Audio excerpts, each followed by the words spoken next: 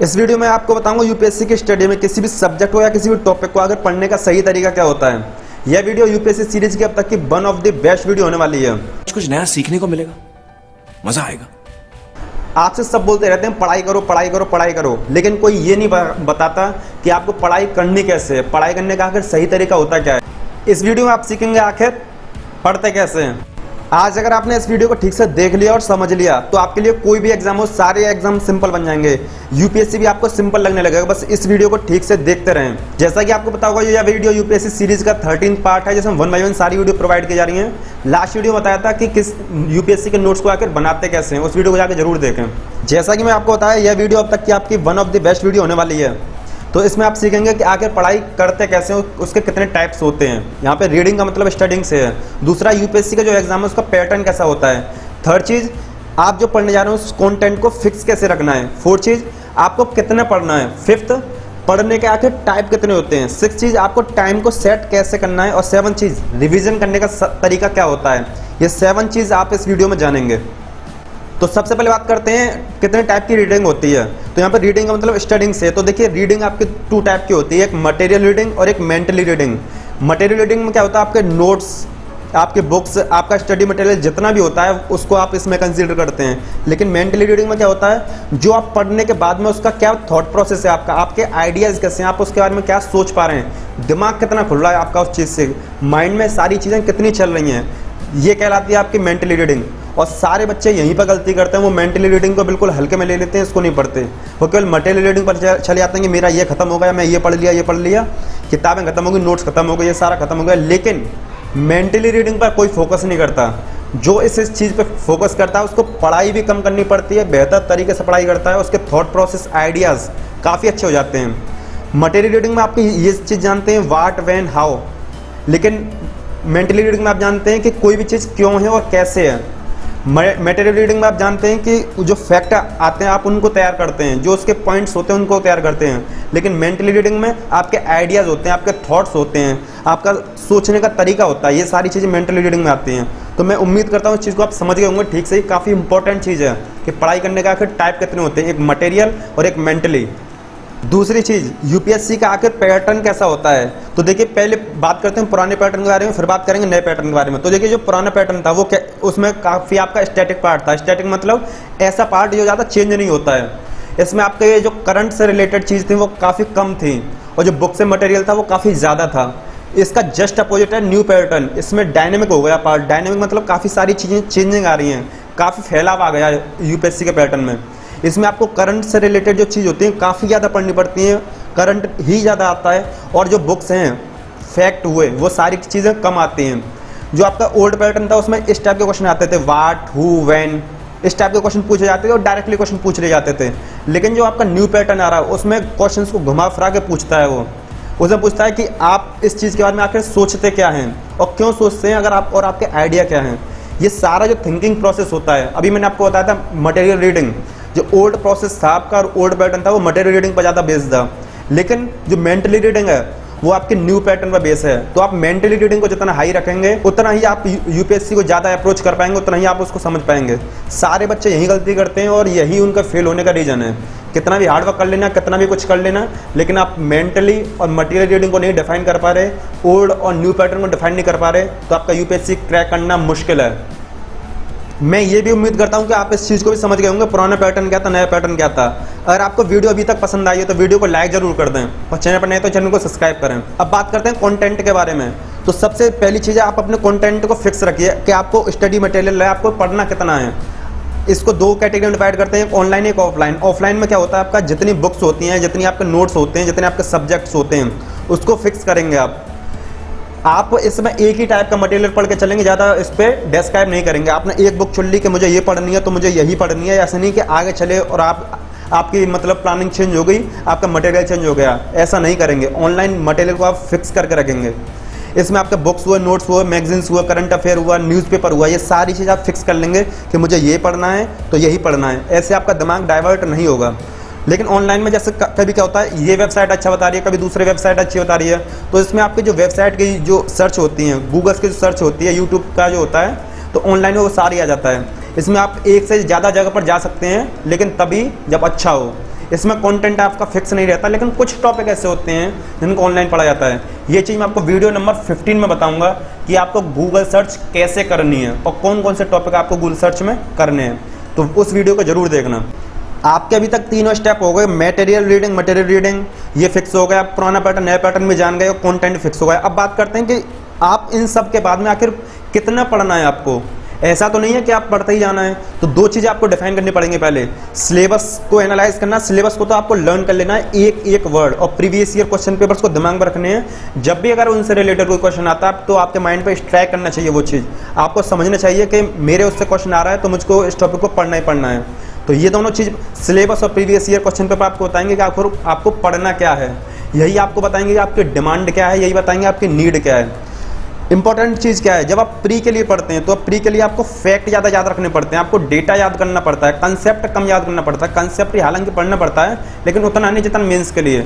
तो आपको फैक्ट और डेटा पे प्रीलिम्स में ज़्यादा जाना है, लेकिन मेंस के लिए आपको पढ़ना तो बेहतरीन है, लेकिन उतना पढ़ना है केवल 2 पेज में आपकी स्टडी हो जाए।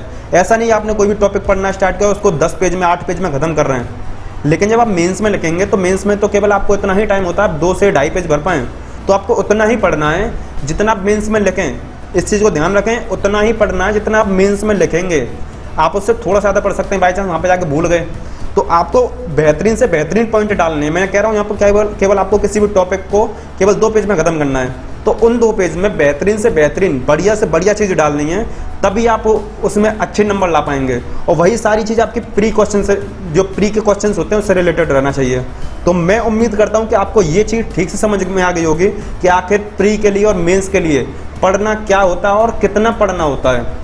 ओनली 2 पेज फॉर मेंस, और प्री के लिए तो आपको फैक्ट और डेटा। अब बात करते हैं कि आपकी जो स्टडी होती है आप कितने तरह से स्टडी कर सकते हैं। तो मैं इसको 2 कैटेगरी में डिवाइड कर रहा हूँ, एक सेपरेट स्टडी और एक पैरेलल स्टडी।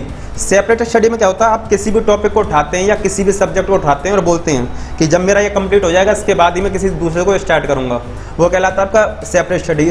इसमें आप 1 बाय 1 सारे सब्जेक्ट या सारे टॉपिक खत्म कर दे जाते हैं। इसमें आपका जो फोकस होता है ओनली 1 सब्जेक्ट पर रहता है। लेकिन जो पैरेलल स्टडी होती है उसमें आप 2 या 2 से ज़्यादा सब्जेक्ट एक साथ लेके चल सकते हैं। जैसे आपके पास 24 घंटे होते हैं, उनमें आप 2-3 सब्जेक्ट आराम से पढ़ सकते हैं और फोकस आपका 2-3 सब्जेक्ट पर रहेगा, तो आपकी सोच जो रहेगी डायनेमिक रहेगी। लेकिन सेपरेट स्टडी के भी कुछ फ़ायदे नुकसान है, पैरेलल के भी फ़ायदे नुकसान है।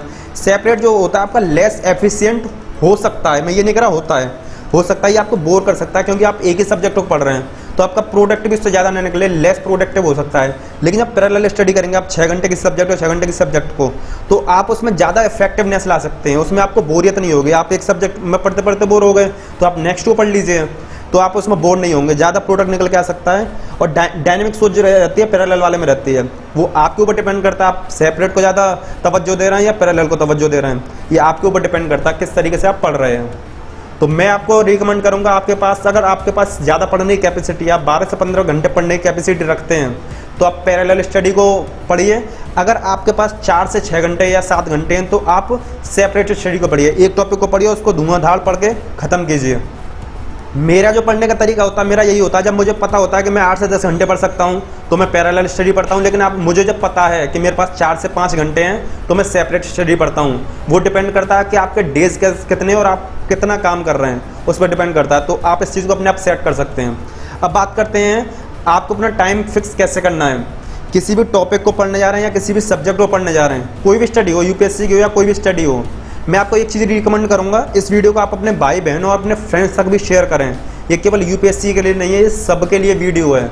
उनको आखिर पता होना चाहिए कि आखिर पढ़ाई कैसे करते हैं। बचपन में माता पिता भाई बहन इधर उधर सब बोलते रहते हैं कि पढ़ाई करो पढ़ाई करो पढ़ाई करो, ये तरीका आज तक आपको कोई नहीं बताता कि आखिर पढ़ाई करते कैसे हैं। तो इस वीडियो को आपसे रिक्वेस्ट करूंगा अपने फ्रेंड्स तक और अपने भाई बहनों तक जरूर शेयर करें।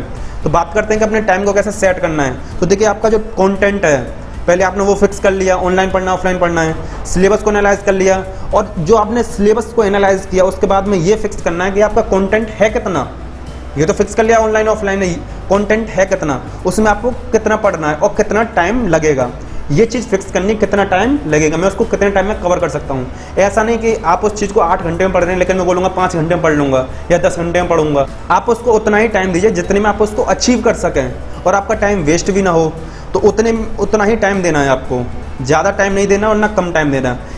इस चीज़ को करने से आपका क्या होगा, माइंड प्रिपेयर हो जाएगा और वो उस टॉपिक को उतने टाइम में पढ़ने की कोशिश करेगा।